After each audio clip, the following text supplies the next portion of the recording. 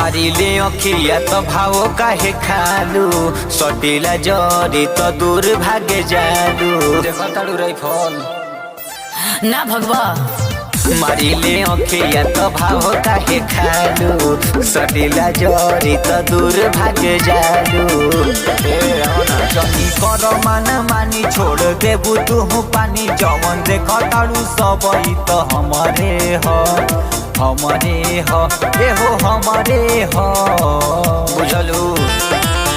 अरे सुनबा तो मर जइबा सुना बोला अरे पतरे हो बाकी खतरे हो बबुआ नजिक लइका हमर भतरे हो अरे पतरे हो बाकी खतरे हो बबुआ नजिक लइका हमर भतरे हो बुझला। अरे ये क्यों ना बोली हो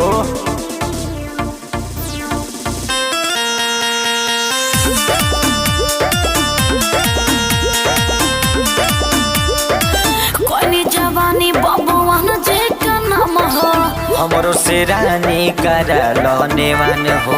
अरे मुआवा का मुआ दो ना ए कोई जवानी बबुआ जे का नाम हो हमरो से रानी करा दनेवान हो।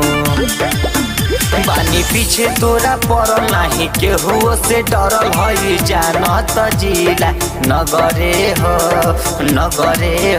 अरे नगरे हो बुझलू। अरे काहे मुआ तरह बाबू तो का ए हो पतरे हो बाकी खतरे हो बबुआ नजिक लइका हमर भतरे हो अरे पतरे हो बाकी खतरे हो बबुआ नजिक लइका हमर भतरे हो। अरे धुआं धुआं हो जाइयो करे जा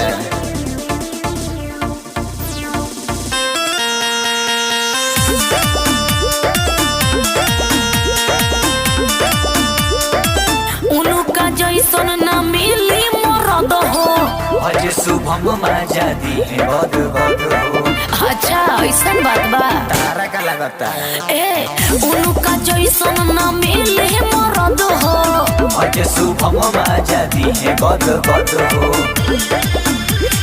सनी के बोला वो बात धीर से पूछा वो भैर के सब तो जानत खबरे हो अरे खबरे हो।